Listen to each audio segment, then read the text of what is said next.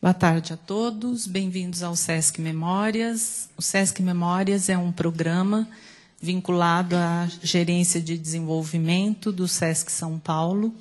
É um programa ainda em fase de implantação e é um programa responsável por coletar, tratar e armazenar toda a documentação produzida pelo Sesc São Paulo. E faz parte do programa do Sesc Memórias, esse ciclo de palestras que acontece toda a última quinta-feira de cada mês, e para a qual eu já os convido para a próxima palestra, que será no dia 27 de agosto, com o tema Fontes de Pesquisa para a História Institucional, com a professora Célia Reis Camargo, coordenadora do CEDEM, Centro de Documentação e Memória da Unesp. Estão todos convidados. Nosso palestrante hoje, o professor José Carlos Sebe Bonmeiry. O professor é titular aposentado do Departamento de História da Universidade de São Paulo, especialista em História Moderna, Contemporânea e História Oral. Professor visitante em Stanford, Columbia e Miami University, que nos falará hoje sobre História Oral, Memória, História Oral e Diferença. Professor. Bem, minha primeira palavra é de agradecimento ao Sesc pela oportunidade de conversar um pouco sobre alguns temas que são fundamentais para a nossa situação no mundo moderno. Nesse sentido, é que nós pensamos em trabalhar um pouco com a questão da memória, com a questão da história oral e com a questão das diferenças. De certa forma, esses três elementos fundamentais nos permitem passar um pouco por alguns aspectos que vamos detalhar ao longo da conversa, em particular os temas da globalização, ou seja, o que acontece neste espaço que se alarga pelo mundo, não é? Neutralizando as diferenças econômicas e provocando, por outro lado, uma reação em termos das questões culturais e particularmente de identidade. Daí, então, nós pensamos esta dicotomia entre globalização, neutralização da vida, proximidade. Hoje nós podemos viajar de uma forma espantosa de um espaço ao outro, não é? E quebramos, assim, algumas barreiras que tradicionalmente marcavam o que era diferente. Hoje nós temos, no mundo capitalista contemporâneo, a presença de determinadas cadeias de lojas de alimentos que tanto estão aqui como na China, como na Argentina ou em qualquer espaço do mundo. E temos também, mais ou menos organizado como síntese desta neutralização que corre pelo viés econômico, uma maneira de repetir, por exemplo, shopping centers que, onde quer que a gente vá, estão cada vez mais próximos uns dos outros, e esta neutralidade, por sua vez, que corresponde ao anseio do capital, acaba provocando, em nível das identidades pessoais ou grupais, alguns desacertos que exatamente fazem com que a questão da memória ganhe uma dimensão talvez nunca antes imaginada, não é? E, nesse sentido, também nós temos que pensar um pouco os mecanismos de transmissão oral, o que está acontecendo com as falas, por exemplo, a multiplicação e a facilidade que nós temos hoje de escolas de línguas estrangeiras e de acesso a isso tudo, e esta veiculação que passa, por sua vez, por uma mediatização, por uma escrita que também ela se multiplica, seja através de jornais, revistas, ou seja através da internet e dos meios de comunicação, que por sua vez, como estes giros entre o que é oral e o que é escrito têm acontecido.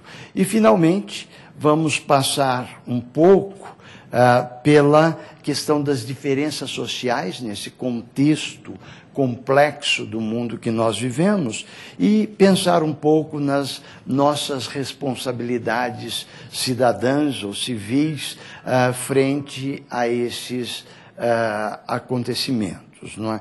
Eu vou falar por 50 minutos, depois nós teremos um intervalo e, em seguida, estaremos abertos a algumas discussões. Bem, nosso primeiro aspecto diz respeito aos temas da globalização.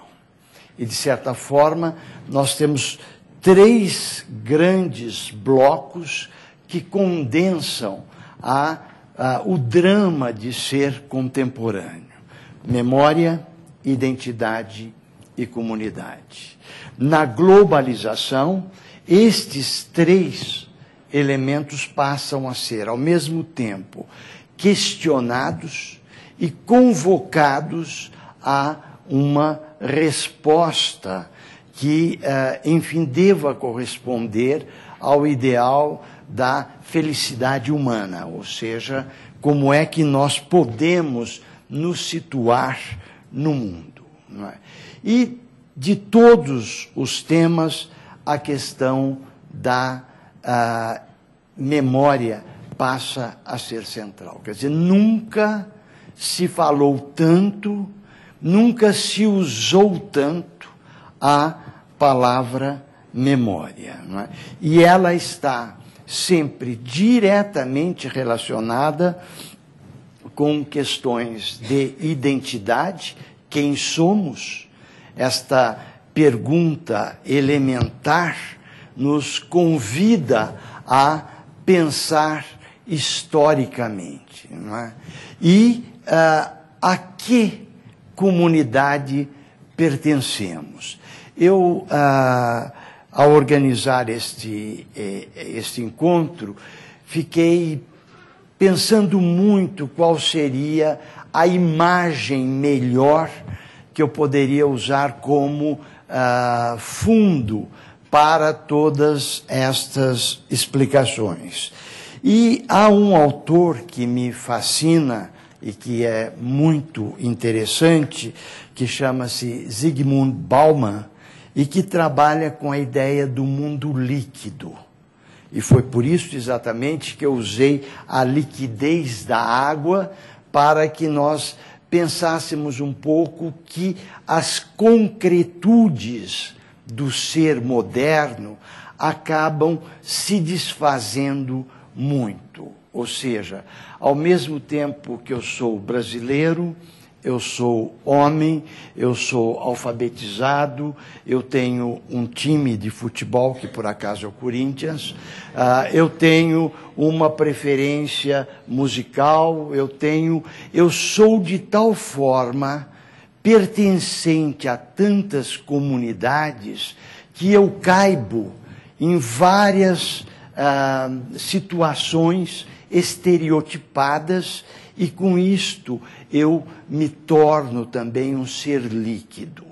Não é? A velocidade do tempo moderno, a ligeireza dos acontecimentos, a relatividade das relações que antes eram estáveis, tudo isto acaba por se diluir, e diluir muito, e, na verdade, desfazer-se em águas. assim as nossas identidades são muito fragmentadas. E com elas, nós passamos também a pertencer a muitas comunidades, não é? Se eu perguntar simplesmente para uma pessoa, quem é você? A pessoa certamente terá muitas alternativas, tantas que será praticamente impossível eu dizer que a pessoa não é um cidadão do mundo ou não está ligado a vários polos identitários capazes de desfazer, de relativizar também o próprio conceito de comunidade. Não é? E não tem como nós não pensarmos na questão da história. Nunca a história foi tão convocada a dar respostas. Quanto mais nós nos esvaziamos de referenciais exatos, mais nós precisamos fazer pergunta. Daí esta polarização entre duas situações. O que é memória e o que é história. E são coisas absolutamente diferentes. Ainda que ligadas nos seus objetos de busca, certo? Os desejos, seja da memória, seja da história, são de qualificação de identidade e de comunidade. Mas onde é que reside a grande diferença? De um lado, nós temos a memória como um agente fluido, algo que não está determinado num referencial ou num suporte concreto. Quase sempre a memória passa pela fala. E a memória se torna fluida, seletiva, líquida, enquanto que a história vai se apoiar em documentos escritos com uma certa vitalidade própria, com critérios de armazenamento, por exemplo, acervos, bibliotecas, arquivos, onde há uma organização que o escrito permite. Portanto, a fluidez da memória e a solidificação da história acabam, em grande medida, se confrontando, não é? Ainda que seja muito comum no juízo vulgar, a confusão entre memória e história. Logicamente, nós temos um derivativo que chama-se memória histórica, que é alguma coisa diferente. Ou seja, quando a memória fluida é materializada, por exemplo, num discurso, numa narrativa, e se torna documento, então, que serve para a história. Ou, se não a narrativa advinda da palavra, outras formas de concretude, monumentos, a fotografia, enfim, hoje nós temos uma série imensa de situações que represam a memória, mas que dão uma materialidade. Eu vou voltar a esta questão, mas antes eu gostaria de dizer que no meio da minha apresentação eu vou contar algumas historinhas. Aliás, não faria sentido um professor de história que trabalha com história oral não contar algumas histórias. E a primeira dela é uma espécie de piada, não é? Onde conta-se, duas senhoras assistiam durante a fase da ditadura militar naquela repetição de paradas e paradas militares que se instituíam, duas senhoras assistiam, então, os batalhões passando e, evidentemente, duas mães estavam vendo os próprios filhos e, de repente, uma cutuca a outra e diz: olha, todo mundo está com o passo errado, só o meu filho está com o passo certo.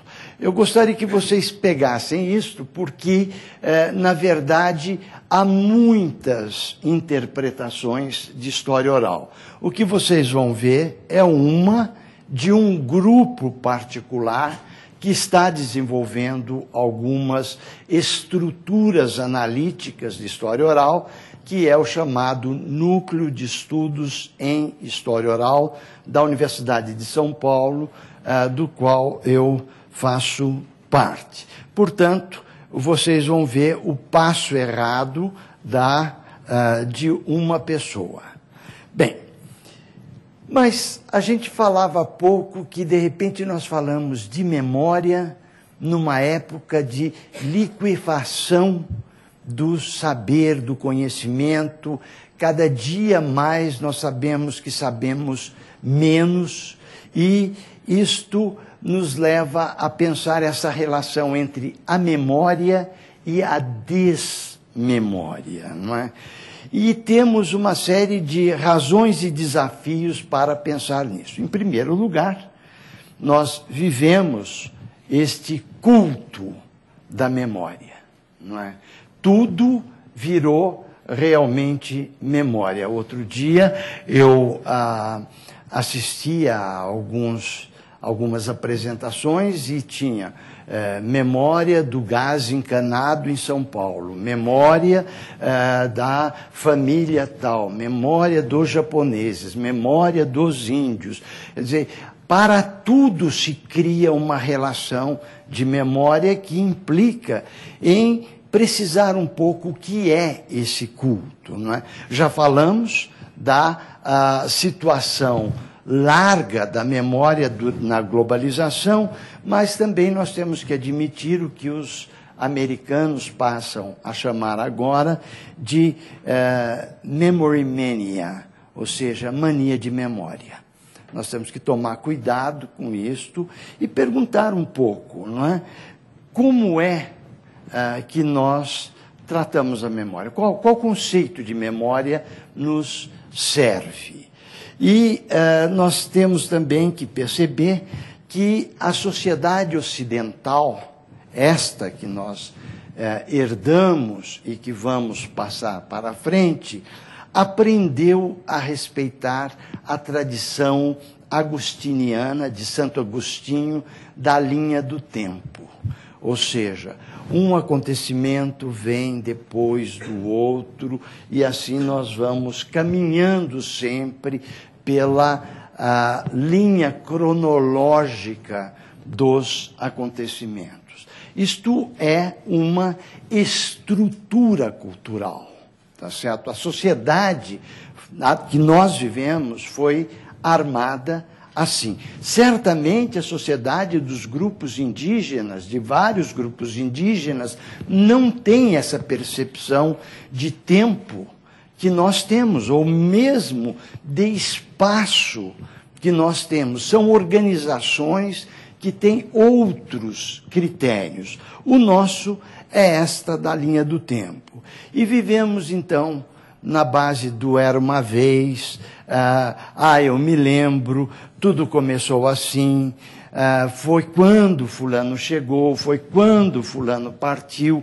Ou seja, nós temos esta percepção de uma memória que, para simplificar em termos de entendimento, se localiza em 3 grandes blocos de relação pendular. Ou seja, nós temos a memória pessoal, a minha memória do que eu me lembro, as coisas que me dizem respeito, e temos uma memória que é coletiva.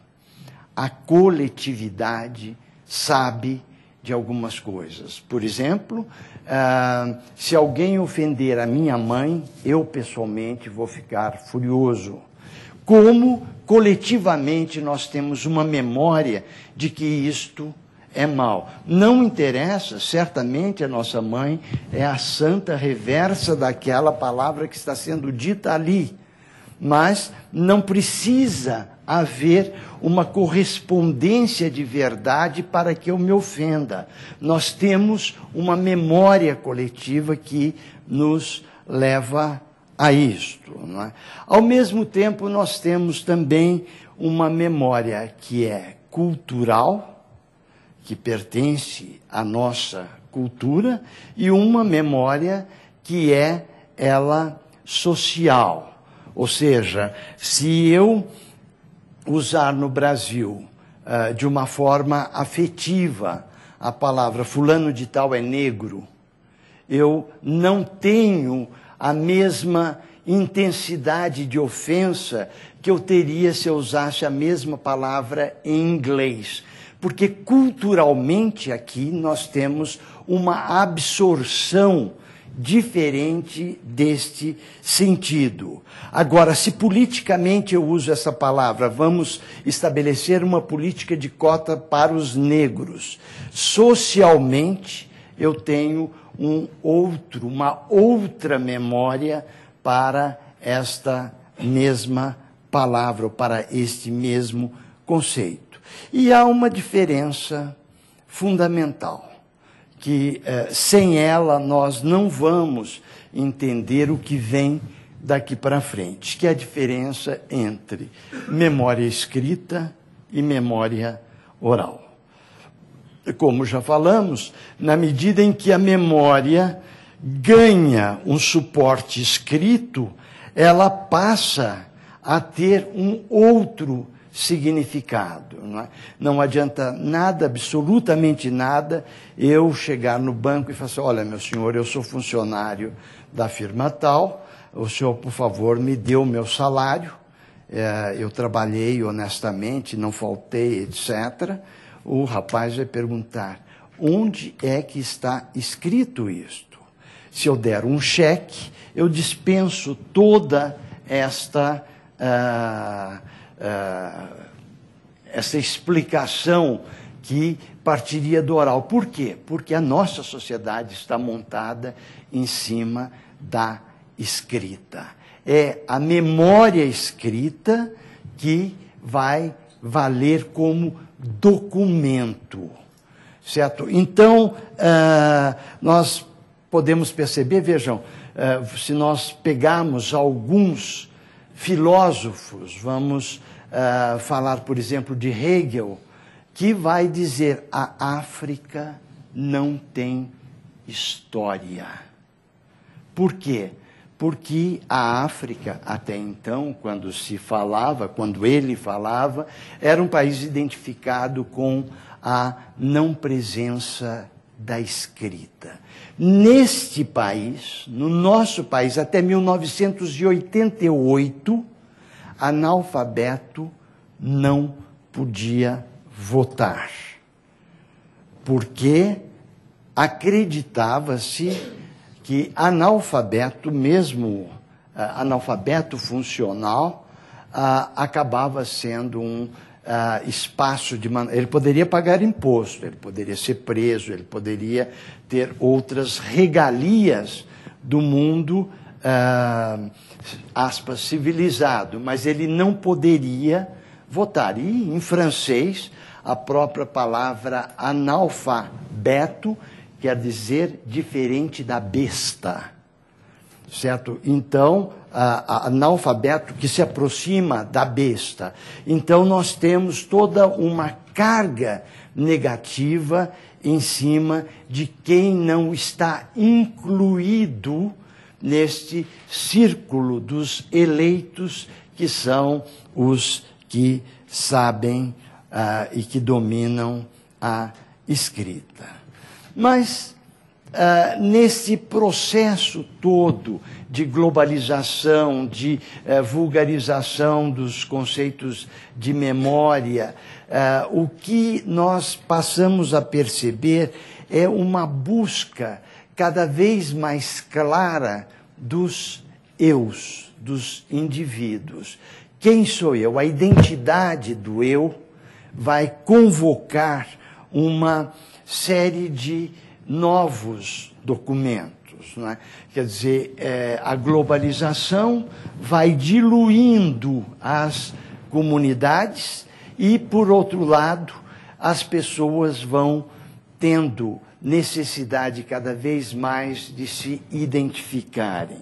Quem sou eu? Esta é a grande pergunta. E vamos, então, reivindicando eus que passam por determinados gêneros, não é? Nós temos a autobiografia, eu me descrevendo, nós temos os testemunhos pessoais, eu dando declarações a meu respeito, os diários, temos declarações mesmo que são fragmentos testemunhais, não é? As crônicas pessoais e temos também as cartas.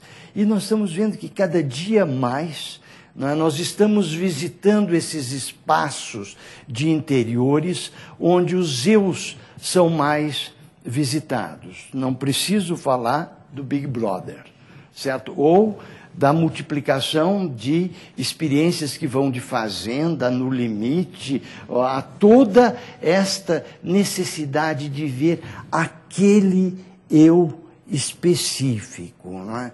Aquela pessoa como reage frente ao problema e como eu me identifico ou não identifico com aquela pessoa e o que é mais, como isso passa a integrar redes de conexões, a interatividade onde nós damos opinião, se o melhor foi esse, o melhor foi aquele, o que nós achamos, o que o público, que no fundo são individualidades que se somam, entram dentro disto, não é?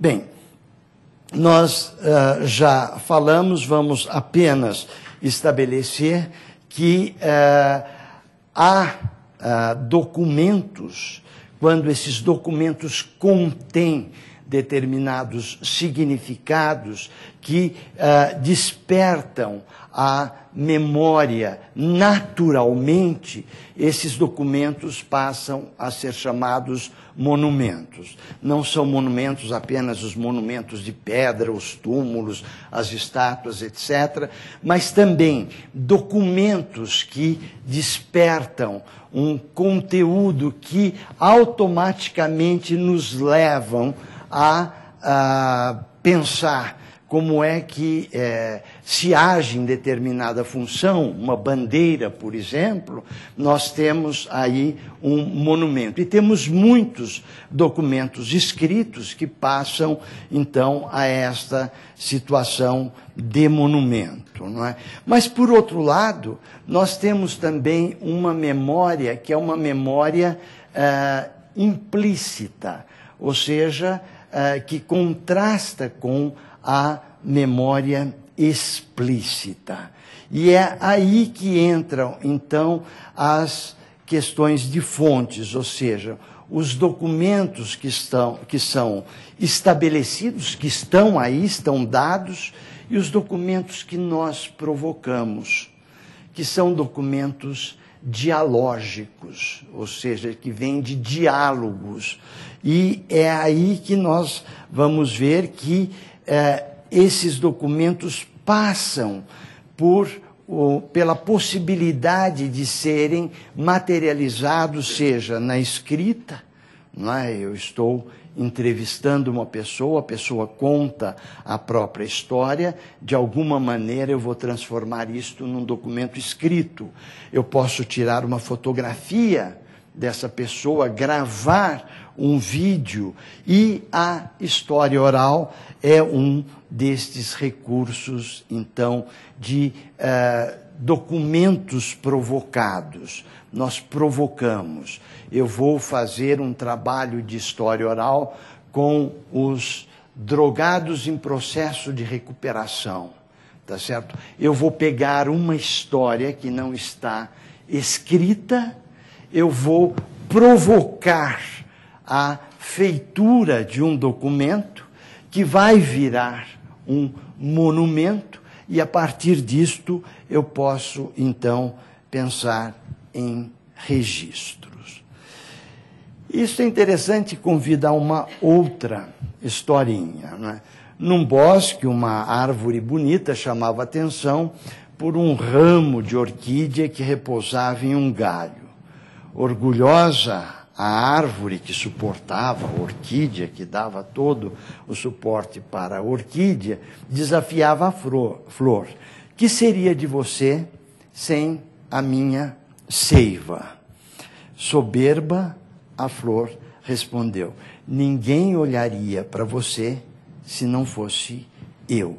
Quer dizer, eu peguei essa história exatamente porque quando nós vamos fazer a história do outro, nós vamos dar, de certa forma, vida para a história do outro, e é pela história do outro que nós vamos nos reconhecer enquanto árvore, ou de outra forma, enquanto cidadãos, certo? Quer dizer, há uma necessidade de uma mediação entre grupos analfabetos, por exemplo, ou grupos silenciados que têm suas histórias para contar, não é?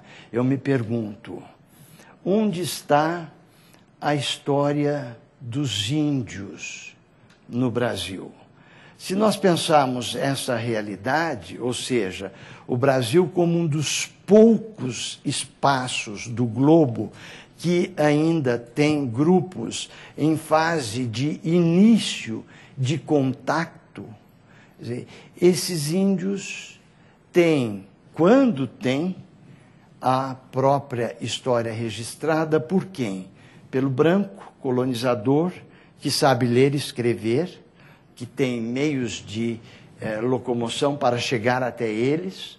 Vamos pensar um pouco a história dos negros no Brasil, quer dizer, sempre feita pelos brancos, que sabem ler e escrever, detentores de poder, senhores de meios de comunicação, donos das formas de organização de saber, que nem querem admitir a chegada de negros em universidade através, por exemplo, de uma política de cotas. Então, nós temos todo um processo de exclusão que se dá pela escrita, certo? E o trabalho que a história oral pode fazer é exatamente este trabalho de auxiliar, de mediar formas de elaboração destas histórias, não é? Mas a história, a longa viagem do oral para o escrito é bastante movimentada em termos de posicionamentos, né? O primeiro deles foi Platão, que disse que com a escrita nós teríamos a morte da memória. Ou seja, desde que nós registramos por escrito, nós não precisamos mais gravar na memória. E daí esse longuíssimo processo de desmemorização que nós vemos. Eu me lembro, eu estudei num colégio interno, onde nós éramos obrigados a decorar. Eu sei de cor o Yucca Pirama inteiro, os 2.000 versos, não é? Porque nós tínhamos todo um exercício que era um exercício que hoje nós chamamos decoreba, e a própria palavra decoração ficou dentro de um outro sentido. Ela perdeu a ideia inicial, ou seja, decor, ou seja, saber do coração, um saber afetivo, para ficar decoreba como uma prática mecânica de guardar coisas, não é? Esta organização da escrita, evidentemente, levou ao poder. O capitalismo é inteirinho montado em cima da escrita. Sabe contar, sabe escrever, sabe registrar. Tudo isto acaba gerando essa semente de poder que vem, depois passa pelos reis que precisavam dos seus copistas e dos seus cronistas. Isto vai se oficializar ao longo da história nos famosos arquivos e gerar toda a burocracia como uma forma de relacionamento. Isso chega à imprensa, ao livro, à biblioteca e, finalmente, hoje, a palavra mediatizada como nós temos, não é? Que passa pela internet, pelo telefone, pelas máquinas, etc. Grosso modo, a oralidade se divide em dois grandes campos: a chamada oralidade primária, que é aquela que praticamente existe hoje no coração da África, na Amazônia, ou seja, de grupos que nunca tiveram experiências com a escrita, de alguma forma. Mesmo que eles não saibam escrever, eles acabam tendo contato com a escrita. E a oralidade secundária. Oralidade secundária é essa que nós temos hoje, ou seja, nós nascemos orais, não é? E, aos poucos, nós vamos incorporando os elementos dados pela escrita e, assim, nós acabamos reproduzindo oralmente em conversas, em discussões, em diversas manifestações, esta oralidade que passou pela escrita, que volta e que tem uma circularidade bastante grande, não é? E aí nós temos também que ver que mesmo na oralidade secundária nós temos diferenciação entre a oralidade do erudito e a oralidade popular, ou seja, há gradações nesta organização, não é? Mas, de qualquer forma, também nós vamos ver que é pela oralidade que alguns mitos se resistem e atravessam os tempos, não é? Muitas vezes, nós falávamos há pouco da questão da mãe, quer dizer, o mito da mãe, da boa mãe, é um mito que passa muito pela questão oral. Logicamente, nós temos toda uma historiografia sobre a maternidade, uma série de histórias de mães, etc., que passam pela questão escrita, mas, independente disso, nós temos uma tradição oral. Eu vou dar um exemplo que me ocorreu. Eu passei por isso, eu fui convidado para ir para Angola, para, enfim, dar um curso de História Oral e iniciar História Oral em Angola, e logo que me convidaram, a surpresa do convite me levou às bibliotecas. Então, vamos ver o que é que existe escrito sobre Angola, não é? Só para lembrar, nós tivemos no Brasil cerca de 4.200.000 escravos negros que vieram da África, de diferentes regiões. Cerca de 3 milhões vieram de Angola. Então, eu achei que eu ia chegar na biblioteca da Universidade de São Paulo e encontrar um volume insuportável de livros para ler sobre Angola. Qual não foi minha surpresa quando, depois de garimpar muito, eu encontrei 26 livros só sobre a Angola. Isso despertou uma série de problemas. Eu, historiador, quer dizer, como é que nós temos história do negro? O negro é o que foge, o negro é o que apanha, o negro é o que rouba, o negro é o que mata, o negro é escravo. Mas é isto que o saber universitário produziu sobre o negro a condição de escravo. E onde é que eu fui buscar uma oposição disto? Na música popular. Então tem Morena de Angola, tem A Lua Vem de Luanda, eu vou embora para Luanda, eu vou para Angola, e encontrei uma diversificação na memória popular, certo? Na música popular, onde era possível, então, eu entender o afeto, a positividade, a invenção de um outro negro que estava na memória popular. Eu acabei de publicar um artigo agora sobre os árabes na música popular brasileira. Ou seja, eu queria saber como é que a música popular brasileira, como reserva de memória, via o árabe. Aí eu achei também que, olha, não deve ser muito trabalhoso. A quantidade de música, falando de sultão, odalisca, de tapete voador, enfim, eu acabei encontrando 147 músicas e eu publiquei o artigo, já recebi mais umas 20. E, olha, o senhor esqueceu disso, desta. O que tem? Nós temos uma absorção do mascate, etc., de uma forma muito mais afetiva do que realmente os registros nos permitem, né? Eu poderia multiplicar exemplo, um mais interessante do que o outro. Infelizmente, a gente não tem esta oportunidade, mas eu também quero contar uma outra historinha, que eu gosto muito, aliás, não é? Conta-se que um colonizador chegou ao Brasil, olhou uma fruta e disse: olha que pera grande. Admirado, o nativo replicou: não é pera, é abacate. Incrédulo, o europeu olhou a fruta novamente, não é? E disse: é pera. Ele experimentou a fruta, é pera, mas tem um gosto completamente diferente. Quer dizer, quando nós vamos ver o outro, não é?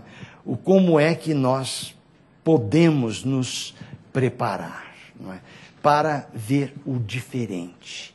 Interessa ver a singularidade. Eu não vou ver o outro com uma resposta pronta. Eu vou ouvir o outro, respeitar o outro, incluir o outro, para que nós façamos um documento, monumento juntos, não é? E, nesse sentido, a eletrônica vem nos ajudar, não é? Quer dizer, está errado nós pensarmos que a eletrônica serve apenas para entretenimento, para joguinhos, para videogame, etc. Isso não é tão mal, mas eu vejo que nós temos que aprender a usar a eletrônica como um meio de promover conhecimento, não é?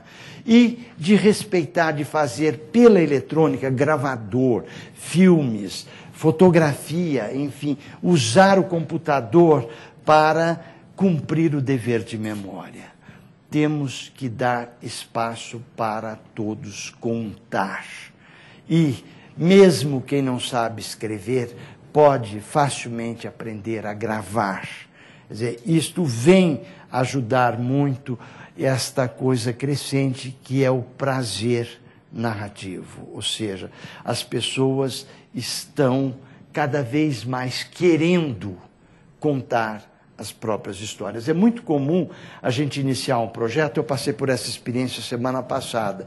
Eu fui entrevistar uma pessoa, não, eu não tenho história, eu sou comum, eu nasci pobre, vivi pobre, sou trabalhador, mas eu me lembro, e a pessoa vai descobrindo que tem uma história. E isto implica um certo prazer terapêutico, não é? Ao longo desses 20 últimos anos que eu tenho passado fazendo história oral, eu tenho visto muitas situações de velhos que esperam contar a própria história e logo depois morrem. Eles precisam contar a história, precisam legar um documento de experiência, não é? E esse aspecto meio terapêutico que se funde no prazer de narrar, certamente tem uma função muito especial quando nós surpreendemos grupos traumatizados. Eu quero lembrar, por exemplo, que judeus que passaram pela experiência do Holocausto, certo? Esta gente precisa contar. Se nós pegarmos coletividade de mulheres que foram violentadas, esta comunidade tem que contar a própria história. Quer dizer, esta função de pessoas que passam por determinadas situações traumáticas acaba ferindo diretamente a questão da comunicação que se faz via história oral. E a gente precisa perceber que, diferentemente da história, matéria, disciplina, a história oral não se preocupa com a verdade, ela se preocupa com a experiência, certo? Não interessa exatamente. Eu tenho o primeiro trabalho de história oral que eu fiz, o professor Viter, um colega meu do departamento de História, e eu resolvemos, em 1983, fazer uma história do futebol brasileiro. Então, nós entrevistávamos pessoas de diferentes times, juízes, torcedores, cartolas, e nós fomos entrevistar numa determinada situação um jogador, um goleiro muito importante do Brasil, que era o Gilmar, que foi um goleiro do Santos. E o Gilmar estava contando a própria história, né, de menino de rua que foi acalentado por alguns padres que, enfim, o educaram, deram instrução, e ele se tornou o mais importante goleiro do Brasil da época. E ele fala assim, e aí teve o jogo Brasil e Turquia, foi 2-0, aí teve o jogo, não sei, 3-1, o outro 4-4, papapá. Aí, depois que nós terminamos a entrevista, fomos ver os jogos, estavam todos errados. Ele tinha acertado, sei lá, de 50 jogos, tinha acertado 1 ou 2. Os outros todos estavam errados. A nós, que começávamos a fazer história oral, não interessava se o jogo foi 1-0 ou 3-2. Para isso, eu vou lá no arquivo da Placar, ou no arquivo da Abril, eu resolvo essa questão. Eu não preciso fazer entrevista. Mas interessava ele contar que ele foi um menino pobre, que graças a um apoio, ele chegou a ser goleiro da seleção brasileira e se tornou um cidadão respeitável. Quer dizer, é esta a verdade narrativa que interessa. É aí que, como ele organizou o que nós chamamos de contação, a narração dele, quais fatos ele selecionou, quais ele omitiu, as mentiras que ele contou, o silêncio, o esquecimento, tudo isto conforma uma outra forma de narrativa que não é a narrativa da história, é a narrativa da memória. E aí nós entramos já na situação que mais interessa falar, que é contar para quem? São os ângulos políticos da questão. Contar para quem? Como? Por quê? Nós temos que responder em qualquer projeto de história oral a esta questão. Eu vou fazer essa história para quem?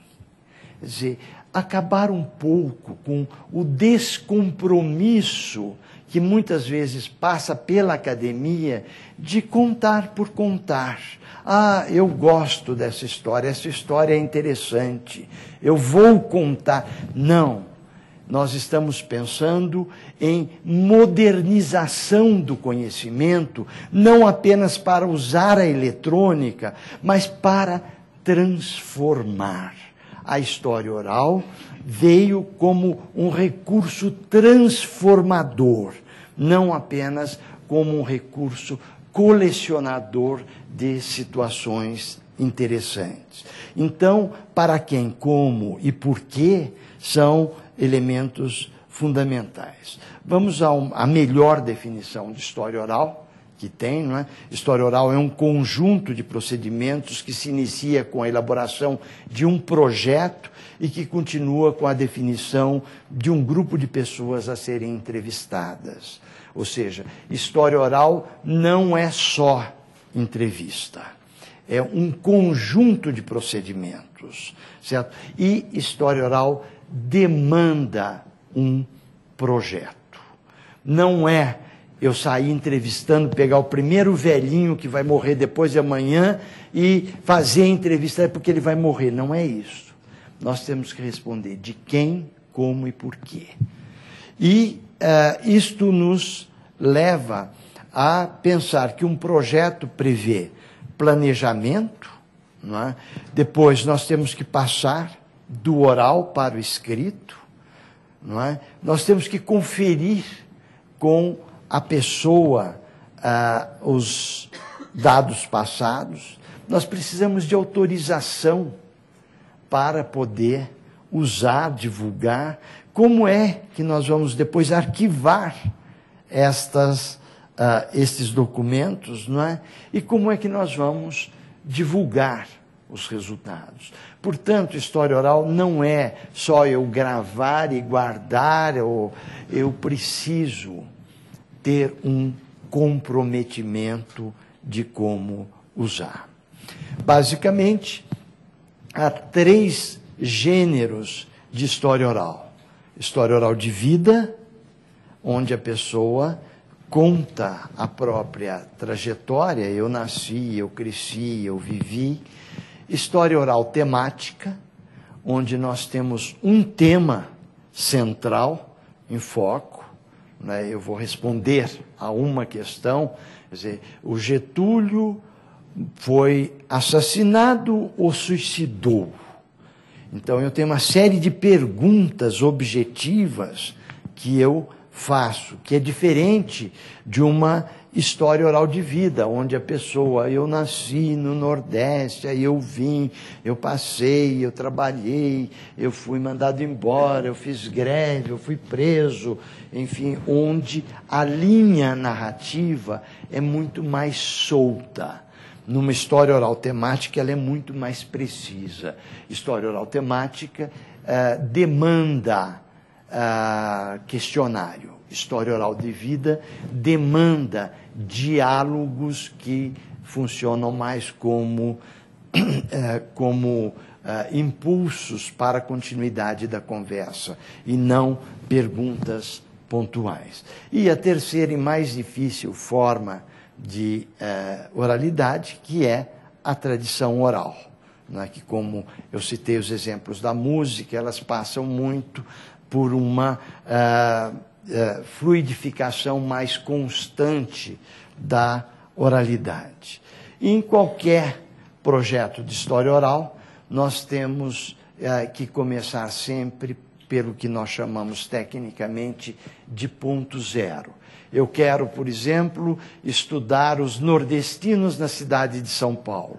Estamos falando de 3 milhões de pessoas. Como é que eu vou fazer? Eu sei que tem Não, eu tenho que ter um projeto, tenho que pensar se eu vou trabalhar com histórias de vida, com história temática ou com tradição oral. Suponhamos que com história de vida eu tenho que pegar esta comunidade de destino, ou seja, esse grupo que tem um trauma na própria história, ou seja, as secas, e que pelas secas vieram para São Paulo. Mas eu não posso pegar, não vou ter amplitude para pegar 3 milhões de pessoas. Então, eu tenho que reduzir o meu escopo, o meu ângulo de percepção e criar uma colônia, ou seja, um grupo reduzido. Ou seja, eu vou pegar os nordestinos que vieram na seca de 1958. Quer dizer, eu tenho uma comunidade de destino, eu tenho uma colônia, eu reduzi o meu grau de abrangência. E aí eu vou organizar redes, os homens e as mulheres. Não é entrevistando homem e mulher misturado, para entender que as explicações dos homens são diferentes das explicações das mulheres. As mulheres que deixaram família lá e as que se casaram aqui, os homens que se deixaram família lá e se casaram aqui, os papéis de cada grupo. Isto tudo, então, nós começamos com ponto zero. Ponto zero é uma pessoa desta comunidade que sabe bastante. Toda comunidade tem uma pessoa que sabe mais. Toda família tem uma pessoa que guarda os documentos, os retratos, as indicações, que sabe o aniversário de todo mundo. E nós temos que identificar essa pessoa e é por ela que nós começamos, não é? E nós temos que ver que história oral, então, trata de uma forma muito delicada, de uma forma muito fina, de uma forma muito sutil dessa relação do eu e o outro. É um pouco a história da orquídea e da árvore, não é? Quer dizer, quem é quem aí? E esse nós colaborativo.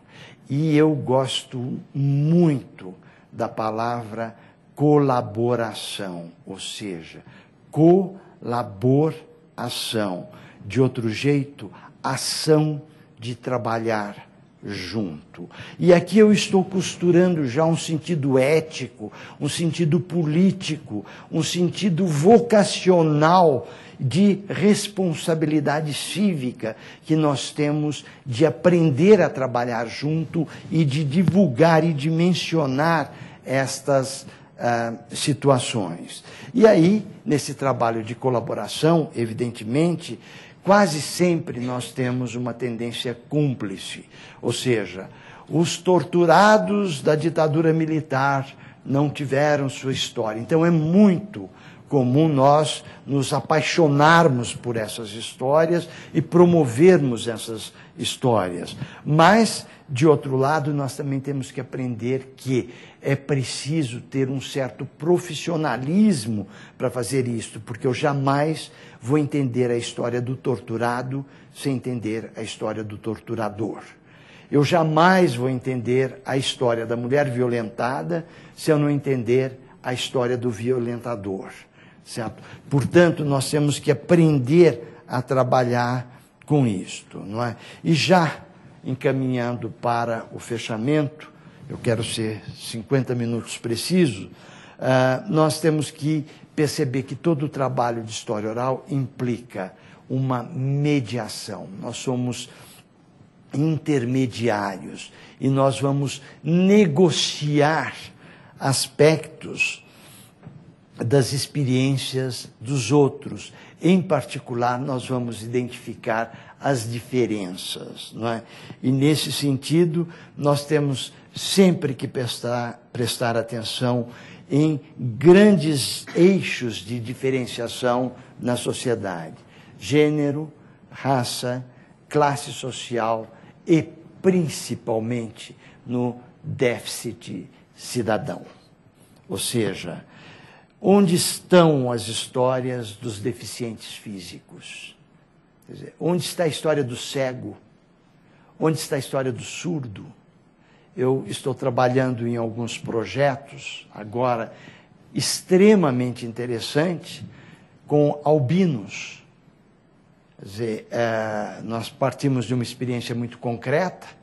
Um rapaz foi meu aluno na faculdade, brilhante, absolutamente brilhante, foi fazer um concurso público na área onde certamente ele era a mais vibrante promessa, mas como albino ele não enxerga direito e ele não podia fazer a prova sem o uso do computador e não podia, pelas regras do concurso, usar o computador. Então nós não temos políticas públicas, certo? Para isso, quer dizer, esse albino não poderia reivindicar o protetor solar, certo? os anões, o drama dos anões, assim, a história desse grupo social que não está em livro nenhum, que não tem um romance, não tem uma biografia, não tem, os anões não existem. Certo?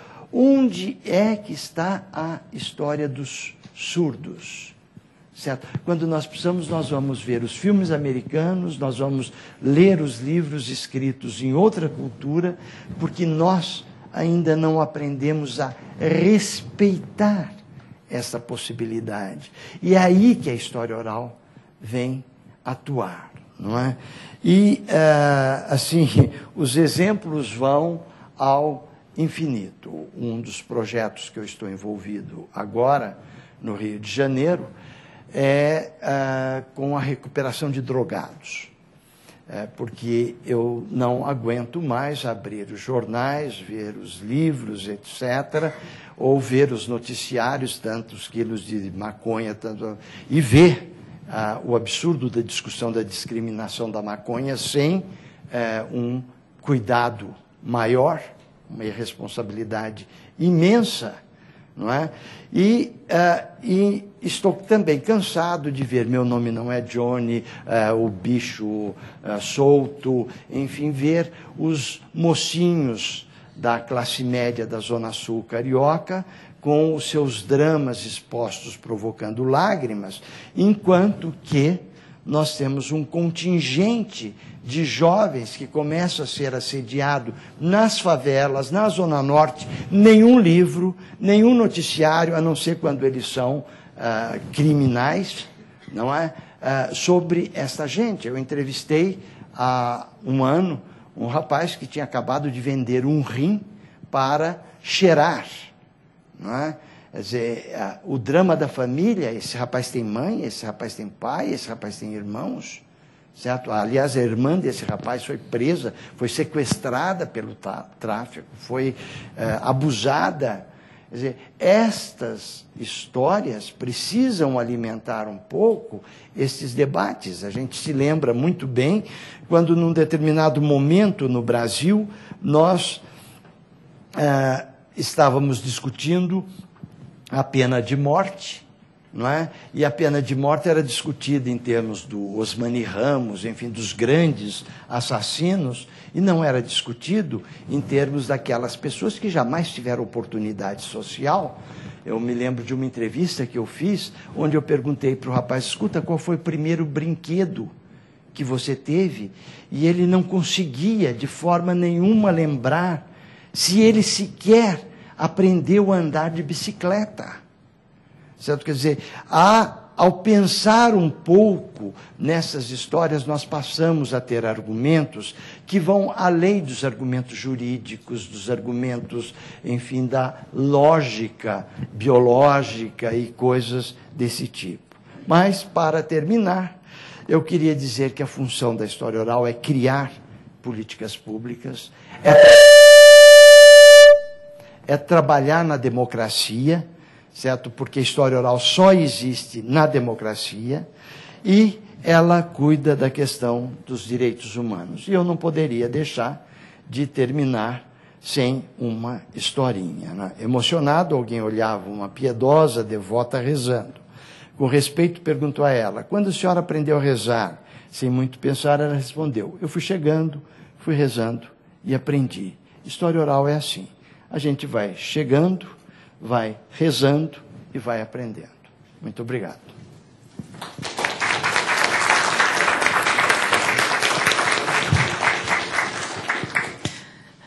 Nós vamos fazer um intervalo de 10 minutos para o café e voltamos para as perguntas. Obrigada. Bom, então, dando continuidade ao nosso encontro de hoje, nós vamos passar algumas perguntas para o professor Sebe. Perguntas tanto do pessoal que está acompanhando a gente aqui presencialmente, quanto de quem está assistindo a gente pela internet. Então, professor, a primeira pergunta é da Lília Miranda. Gostaria de saber sobre a existência de algum grupo de estudos ou curso de extensão sobre história oral. E uma curiosidade, essas historinhas foram retiradas de relatos coletados em algum projeto de história oral? Todas as histórias, os exemplos que eu dou, ou as histórias contadas aqui saem sempre de entrevistas. Eu tenho como uma prática de respeito incorporar no meu discurso o discurso alheio. Isto é uma atitude não só prazerosa, como ética também, de formular um discurso sobre história oral que é feito com contribuições diversas.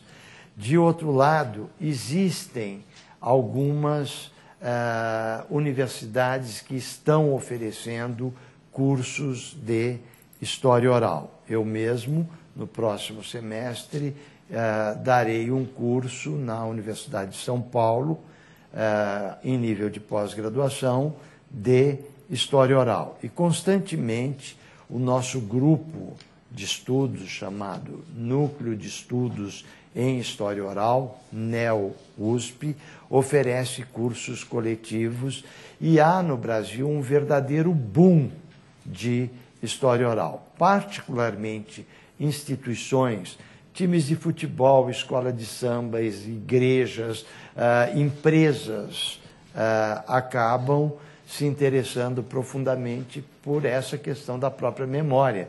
De repente, nós temos que responder quem somos, não é?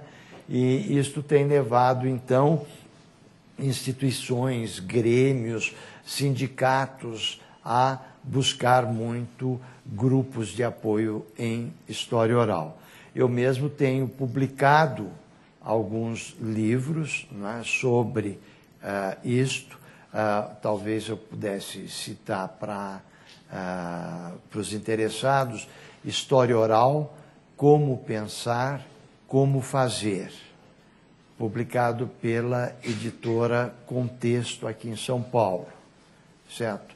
E o nosso grupo de estudos tem uma revista chamada Oralidades, onde nós divulgamos trabalhos e com uma discussão sempre bastante alentada de aspectos de história oral. Bom, a pergunta da Andréa: entre seus pensamentos sobre a história oral, qual é o limite da crítica, da interferência pessoal na entrevista ou fala do outro? Evidentemente, nós estamos pensando em entrevistas, ou seja, de vistas duplas de uma situação. Toda entrevista é um projeto dialógico, ou seja, de diálogo. Portanto, o que nós temos que aprender sempre é não interferir na pergunta em termos de modificar a questão apresentada, e sim de colaborar para que a pergunta se amplie. Isto nós podemos solucionar com exemplos. Se alguém diz: olha, aí eu viajei para a cidade tal, eu não vou perguntar para a pessoa se a pessoa, enfim, tinha intenção de ir ou não tinha. Eu posso perguntar: em que cidade você foi? Certo? E dar condições de desenvolver melhor a questão. O que eu não devo nunca é pensar: bem, isso não tem interesse, então eu pergunto: mas então o seu pai morreu quando? Entende? Quer dizer, não, nesse sentido eu não posso, não devo interferir. O limite da crítica é uma questão bastante importante, não é? Porque nós temos que passar pelas respostas éticas. Muitas vezes, quando a pessoa está numa conversa, numa gravação, particularmente quando a gravação já está alentada, está adiantada, a pessoa diz algumas coisas que depois não quer dizer, certo? Por isso que eu preciso pensar sempre que toda a história oral, no item 5, no item 3, nós vamos ver, implica em uma conferência e implica, item 4, na autorização, certo?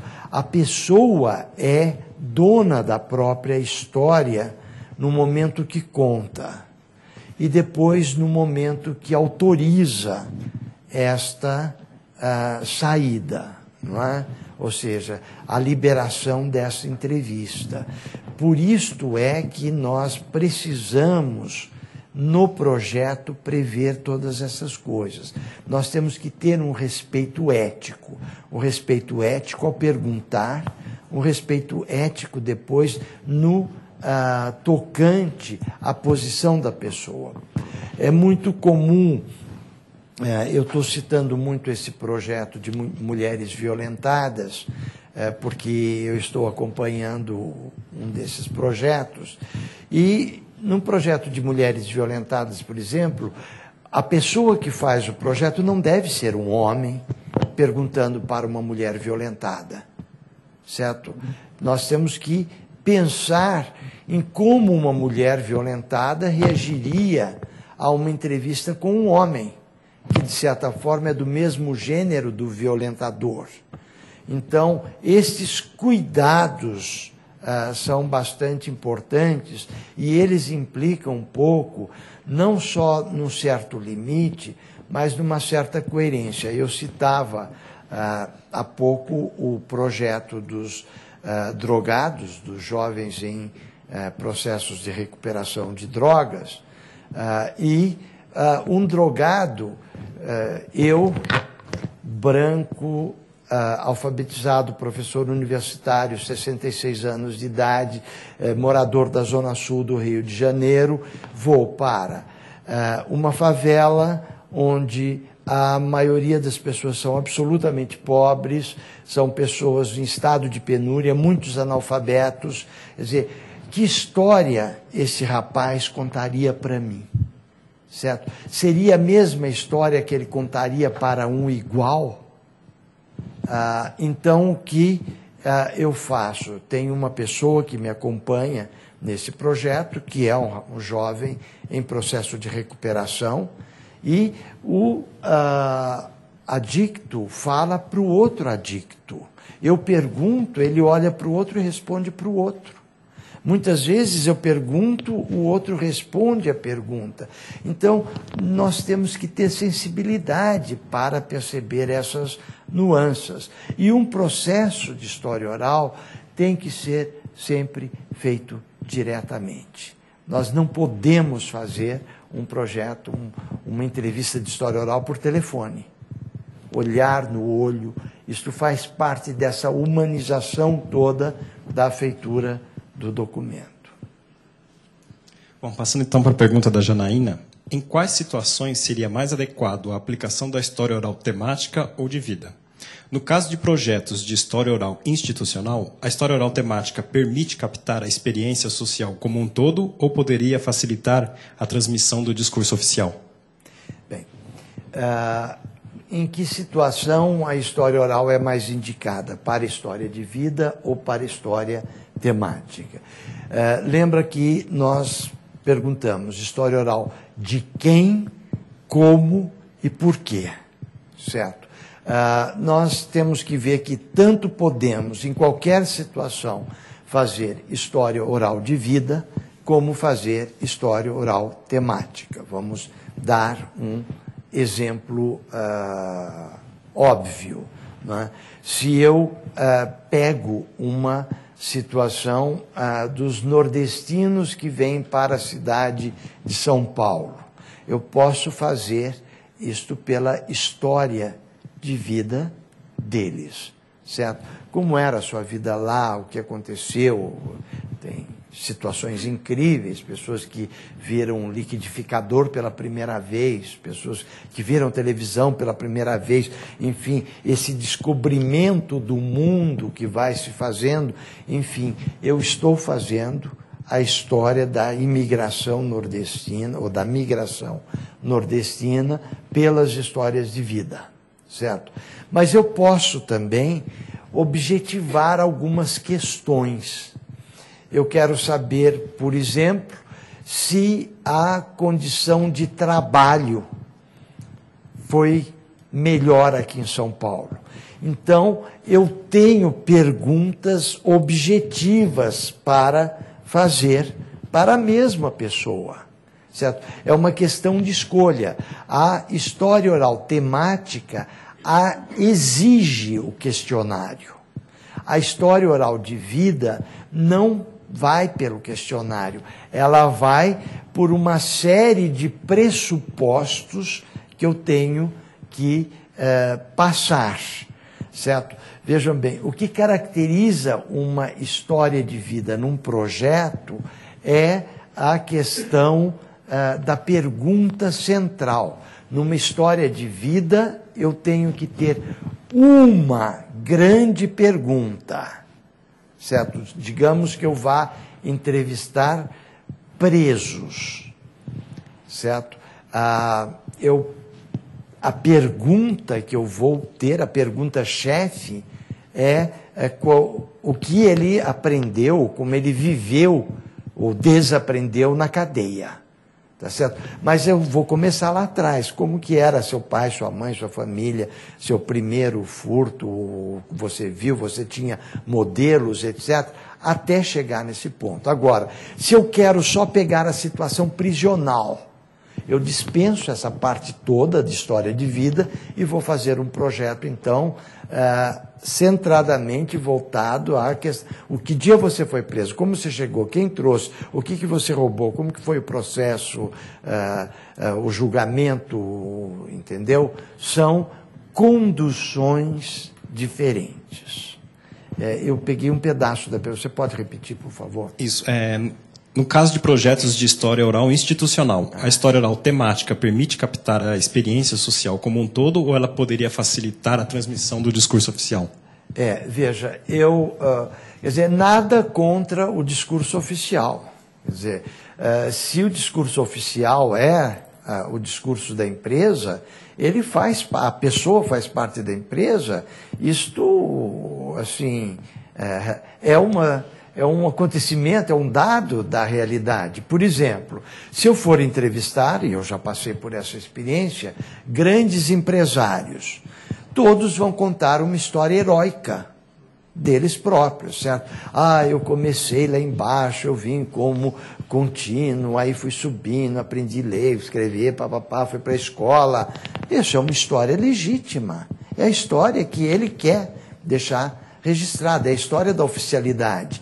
Isto não quer dizer que seja a única história. Então, eu posso entrevistar um empregado dele e pedir para ele contar a história da empresa, pela versão do empregado. Por isso que eu falei que é muito importante a gente saber trabalhar com redes, certo? Rede é uma alternativa de história oral muito boa. Estou entrando agora em um projeto que está sendo muito interessante em termos de rede, projeto de adoção de crianças, não é? Quer dizer, de repente nós temos a lei diz isto, para o ideal, o casal ideal tem que ser casado, ter uma situação econômica X, Y, etc. Mas, de repente, eu tenho uma expectativa de casais homossexuais que querem adotar criança. É uma outra rede. Eu preciso saber quais os argumentos deles. Eu tenho que organizar em redes, certo? Porque terá uma outra percepção, certo? Que levará a ampliar democracia, certo? A possibilidade de uma discussão. Qual é a outra questão dessa mesmo? Terminou. A pergunta da Flávia. Disponibilizar gravadores, entre outros instrumentos, para populações excluídas social e financeiramente, constitui uma tentativa de sensibilizar a sociedade para a história dessas populações? Por exemplo, para os aspectos positivos na história das populações negras no Brasil. Bem, me permitam voltar um pouco à questão anterior, eu já venho a essa excelente pergunta já. Eu tenho um aluno que fez um trabalho absolutamente interessante sobre pessoas que tinham viajado em discos voadores, certo? absolutamente interessante. Um outro que faz um trabalho sobre pessoas espiritualistas que acreditam em materialização da matéria, em reencarnação, em comunicação, etc. Eu não preciso acreditar que existe disco voador, e se o cara chegar para mim e falar, olha, eu estive antes de ontem em Marte, eu tenho que aprender a ouvir, porque esse é um discurso da minha realidade. Eu não estou discutindo se ele está falando a verdade ou não. Eu posso construir uma outra rede de pessoas que não acreditam. E vou entrevistá-las também, que é um outro discurso da minha realidade. Eu não preciso acreditar que numa mesa branca vá baixar o pai e tal, certo? Mas eu tenho que aprender a respeitar, isso faz parte. E eu não posso, isso é bobagem, isso existe de uma forma muito vibrante, e nós temos que aprender a integrar esse tipo de discurso na nossa realidade, certo? Essa outra pergunta é uma pergunta apaixonante, não é? Quer dizer, se fosse disponibilizado gravadores, qual seria o efeito disso para possibilitar, enfim, registros? Isso é ótimo, não é? Quer dizer, isso já foi feito com fotografias. Há um projeto muito interessante que eu conheço no Peru, onde foram uma determinada localidade muito pobre, em vez do fotógrafo formado, com filtro, com as suas eyes, etc., tirar as fotografias, deu-se máquinas, câmeras para as pessoas, e as pessoas fotografaram coisas completamente diferentes. Não é? Eu me lembro de uma das fotografias, a pessoa foi fotografar um rádio. Para o cara de fora isso passaria, mas o rádio era o centro da casa, era a coisa mais importante. De noite todo mundo sentava para ouvir o rádio. Então aquela percepção permitiu isso. Seria ótimo disponibilizar gravadores, mas dentro de projetos. Por quê? Como?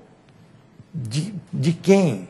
Entende? Quer dizer, não é só haver o registro, certo? Nós precisamos saber por que esse registro tem importância, que efeito ele teria naquela situação.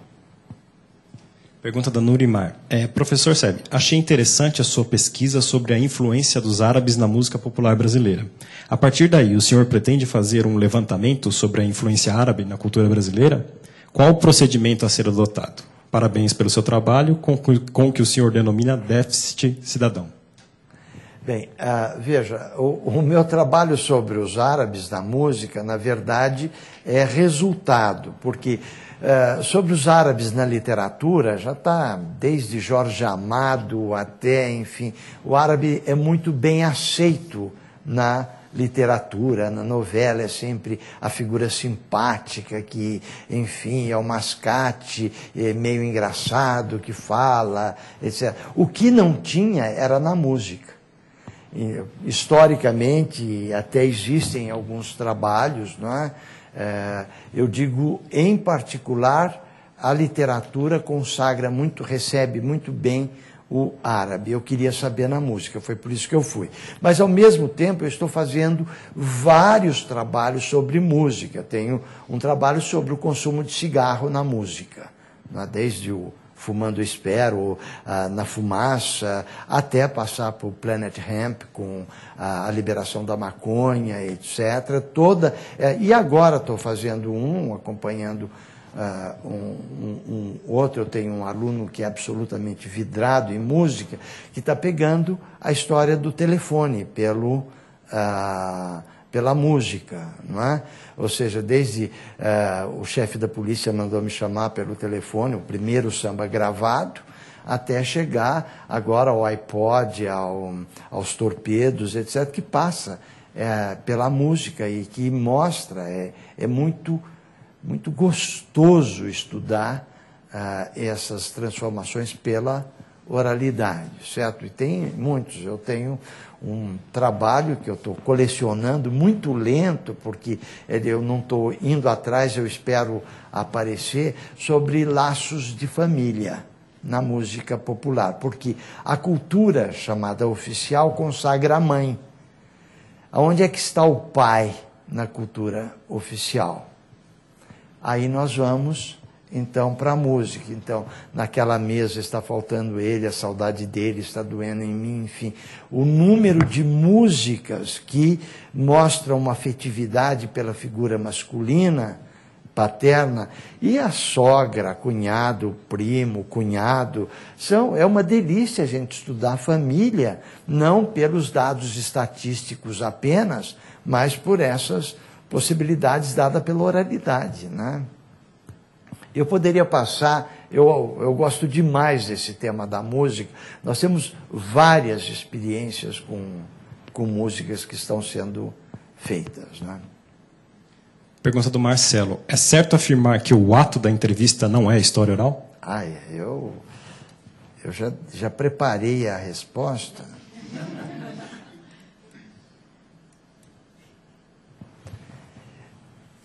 Entrevista é entrevista, não é história oral. Não precisa ser história oral para ser uma coisa boa ou para ser uma coisa importante. História oral é um conjunto de procedimentos que se inicia com a elaboração de um projeto e que continua com a definição de um grupo de pessoas a serem entrevistadas. Entrevistar só não é história oral, nem precisa ser. Quer dizer, história oral busca um estatuto diferente. História oral quer ser alguma coisa muito mais consequente, que não é só entrevista para a história, ou entrevista para a antropologia, ou para a sociologia, ou para o jornal, ou para o consultório psiquiátrico. A história oral quer responder a um clamor muito mais intenso, que leva a perguntar: por que história oral? Por que fazer história oral? Para transformar, para inclusive romper um pouco esse bloqueio da universidade que não tem respondido às questões da sociedade. A história oral quer responder às questões da sociedade. Pergunta da Helena. A gravação da entrevista, mesmo que não seja disponibilizada ao público, é considerada documento? Claro, desde que ela tenha um suporte, né? A gente falava há pouco com o pessoal de uma instituição, desde que ela seja materializada numa gravação, ela já é um documento, certo? Agora, não é o documento da história oral. Para ser documento da história oral, ela tem que ser autoconferida, transcrita, autorizada, papapá, e de preferência voltar ao público, certo? Dar uma satisfação, virar uma exposição, virar um álbum de família, virar alguma coisa que tenha assim uma materialidade social importante, certo? Quer dizer, não é só assim, a pessoa falar, ela gera um documento, esse documento é matriz de vários outros documentos. E finalizando, a pergunta da Marília. O que se deve fundamentalmente levar em conta na captação da história oral de vida e na história oral temática? Bem, na história oral temática, informação. Eu vou fazer... O Getúlio suicidou, é possível nós pensarmos uma outra alternativa. Ele teria escrito no calor da hora aquela carta, eu deixo a vida para entrar na história, quer dizer, uma carta de uma qualidade literária, não é? Quer dizer, será, e o revólver estava lá, como? Não, ninguém viu o revólver, ele vestiu o pijama para dar o tiro, como é que é? Então eu tenho informações que podem fomentar a discussão. Eu estou buscando informações. Na história oral de vida, eu estou querendo a experiência do cara. Tem um exemplo que é adorável, não é? Que é bastante explicativo, que é o exemplo do primeiro malandro. Não é? Existiu, o cara é identificado, etc. Então, vamos fazer a história do primeiro malandro. O primeiro malandro, ao fazer quando morreu, imagine, ele teve um ataque cardíaco. Ataque cardíaco é uma coisa que eu, que sou um cidadão comportado, pago imposto, professor, vou ter. Um malandro vai morrer de ataque cardíaco? Então, inventa-se uma história, claro. Ele estava avançando o sinal com a mulher de um soldado. Transgressão. Ele estava, então, dormindo com a mulher do soldado. Aí o soldado chegou, atenção, que faz parte da narrativa popularesca, não é?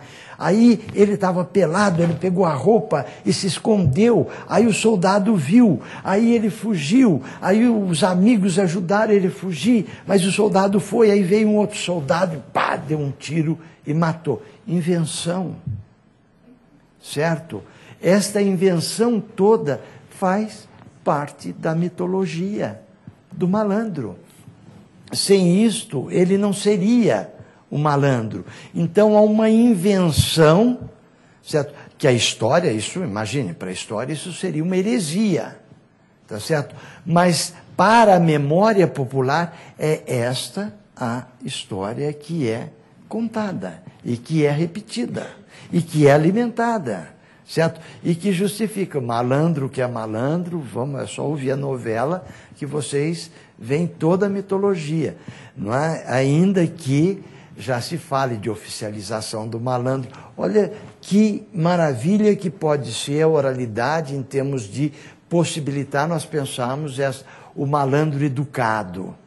Não é? E se ele resiste à mitologia do passado. Bom, acho que nós temos mais uma pergunta.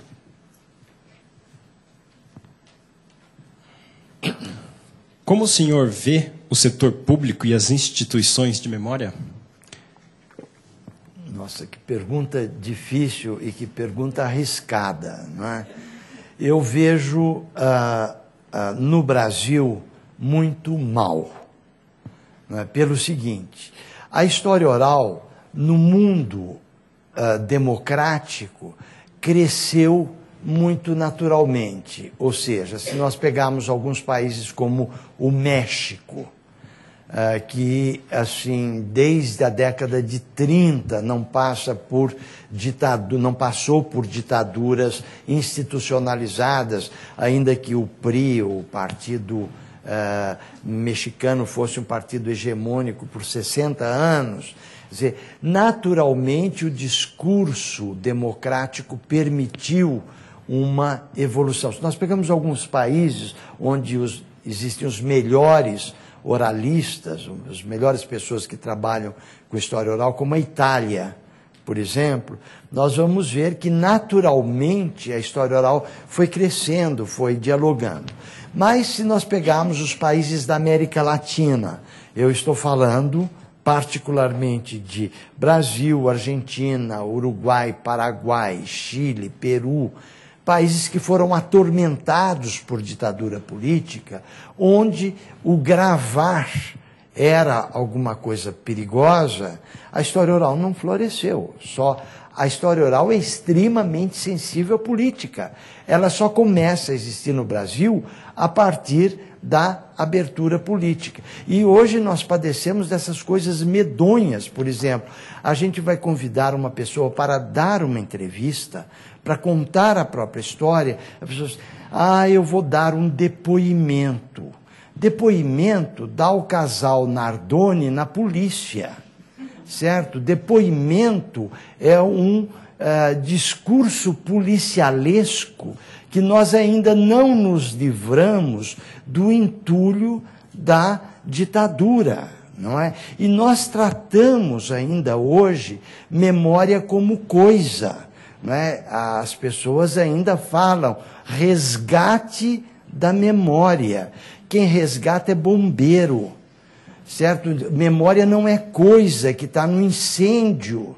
Memória é algo dinâmico, algo sensível. Nós estamos ainda, apesar do boom da história oral no Brasil, o Brasil hoje é um dos países que mais pratica a história oral, mas as nossas instituições ainda estão muito coisificadas, certo? Ainda estão muito resistentes a pensar o que é memória. Há já uma inquietação em muitas delas. A gente falava no começo da conversa sobre o culto à memória e o florescimento da memória. Há já um progresso grande nisto, mas nós ainda precisamos refinar muito estas questões. Certo. Mais uma pergunta da Denise. Nós trabalhamos no Centro de Memória TAM e lá realizamos o trabalho de memória oral, onde entrevistamos funcionários, ex-funcionários e amigos do fundador da empresa. Perante o nosso trabalho e a palestra proferida hoje, como podemos considerar história oral ou memória oral? Veja, memória oral é tudo que não passa por um suporte, ou seja, a fita de gravação ou a gravação, o MP3, MP4, o M120, são suportes de gravação. Deixa de ser memória oral, porque ela já ganhou uma qualidade documental mínima, certo? Esta qualidade documental vai gerar outros documentos fatalmente. Um dia alguém vai ouvir esta gravação e vai contar para outra pessoa, que vai contar para outra pessoa, e assim por diante. Um dia isso vai passar para escrito.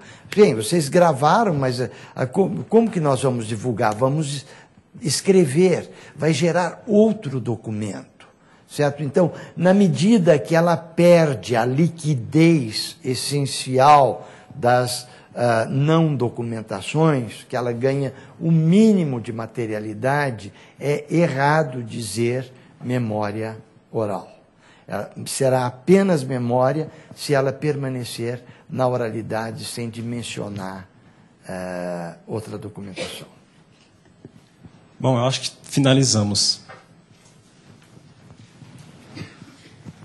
Queria agradecer a presença de todos, lembrando que toda última quinta-feira de cada mês nós continuamos com o nosso ciclo de palestras e agradecer principalmente o nosso palestrante de hoje, professor José Carlos Sebe Bom Meiri, pela brilhante palestra.